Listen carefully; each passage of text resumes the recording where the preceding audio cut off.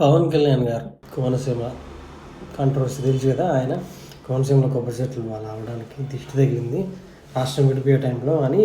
So అది ఎలా అంటే తెలంగాణ వాళ్ళు దిష్టి పెట్టినారు అనే ఇంప్లికేషన్ వచ్చేలాగా ఆయన మాట్లాడినారని గొడవ అయింది. ఆయన మాట్లాడిన వెంటనే జగదీష్ రెడ్డి గారు బీఆర్ఎస్ పార్టీ మెంబరు ఆ రోజు స్పందించారు. కానీ 10 days అయిన తర్వాత కాంగ్రెస్లో ఉన్న ప్రతి ఎమ్మెల్యే, మినిస్టరు, కోమటిరెడ్డి వెంకటరెడ్డి గారు అందరూ రెస్పాండ్ అవుతారు.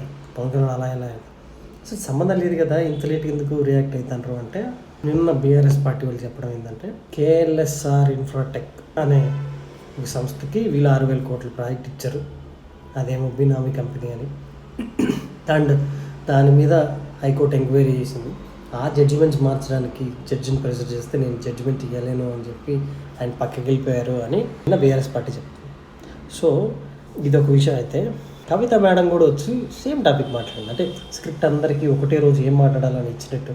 జనరల్గా కవిత గారి మీద ఆర్గ్యుమెంట్ ఒకటి ఉంది కదా, రేవంత్ రెడ్డి గారు వెనక నుంచి నడిపిస్తుంటారు, అది నిజమయ్యేలాగా ఆమె కూడా కాంగ్రెస్ వాళ్ళు మాట్లాడినట్టే సేమ్ స్క్రిప్టే మాట్లాడారు.